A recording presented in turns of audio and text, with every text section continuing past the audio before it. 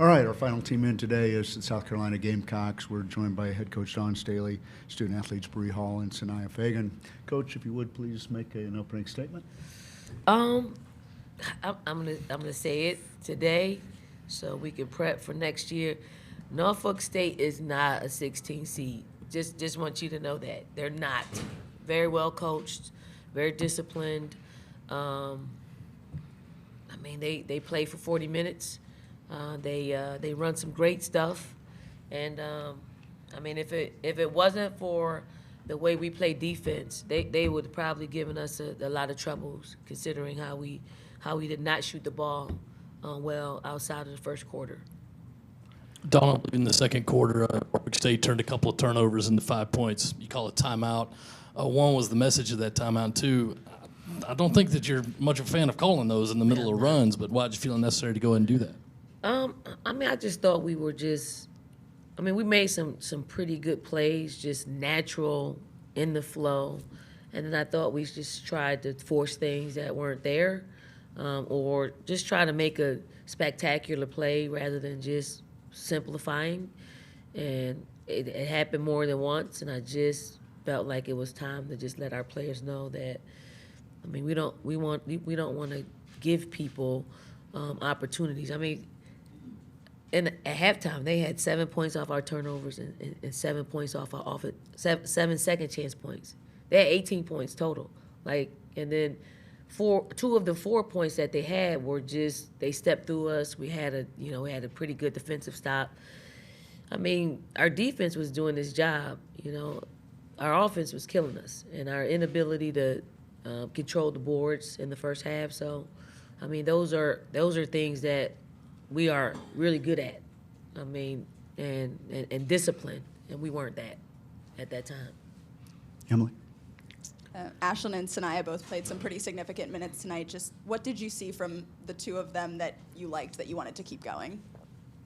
They've been practicing well, and I just tried to get them in the game with some of our older players, just to give them some experience, because we don't know what our seniors are going to do. They all could leave, and I would like for some of our young post players to really get some experience playing in big games and having to be counted on, and give them some experience to understand that it's going to take more than what they did today for us to be successful next year.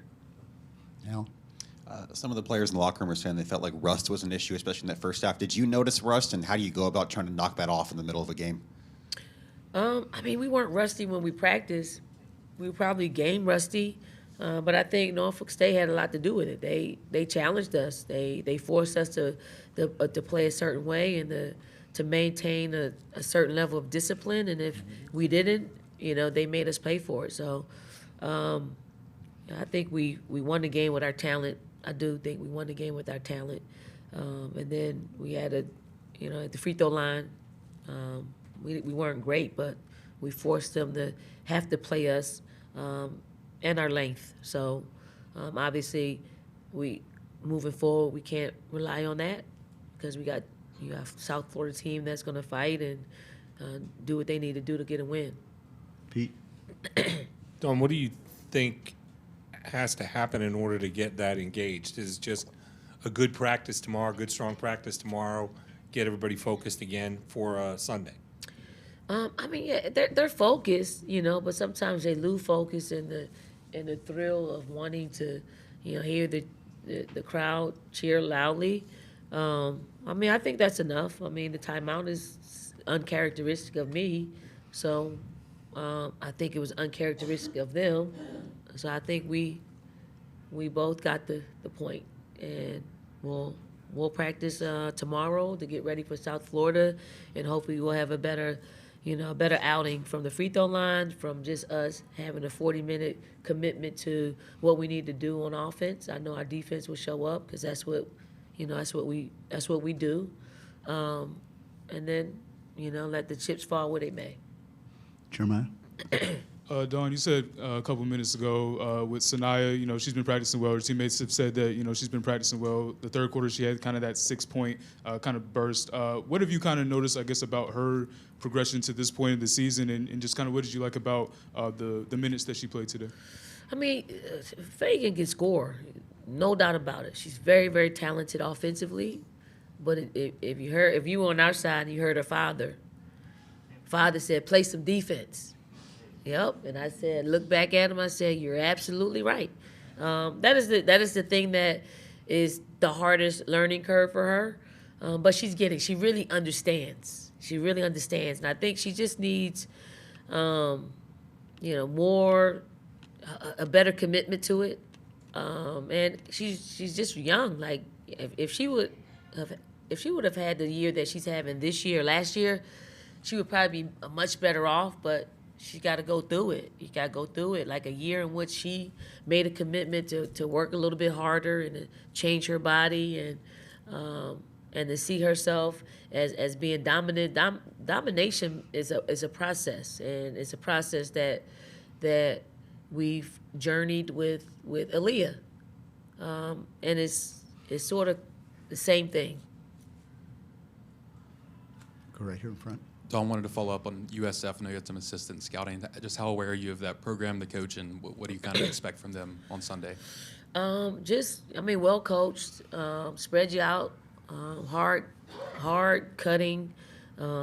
They occupy the defense on both sides of the basketball, but mainly, the weak side of the floor is always has you occupied, so it lends opportunities for them to drive on you, for them to space you out and shoot threes, and just well coached. Like, offense is what they do fairly well, and then they're stingy defensively. They play sort of like a pack line sagging, and then scouting report defense. If you can shoot the ball, they're gonna guard you. If you can't, they're not gonna guard you.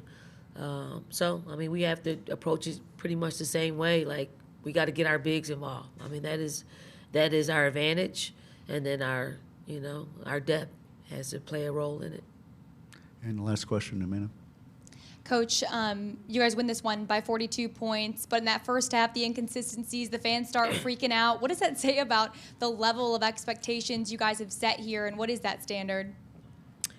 Our fans want us to play well every second that we're on the floor, and we understand that, and we try to live up to that. We really do, but they ebb and flow. They go on an emotional roller coaster with us and our play, and I wouldn't want them to be any other way. Like, I don't want them to be bored with winning. I don't want them to accept us playing uncharacteristically bad. I want them to be right there with us, because that's what's happening. We had to turn it around. We had to create some good plays for them to get involved into the game, because that's what they're used to. All right, we'll let Coach go. We'll have an opportunity to speak with her again tomorrow. Thank you.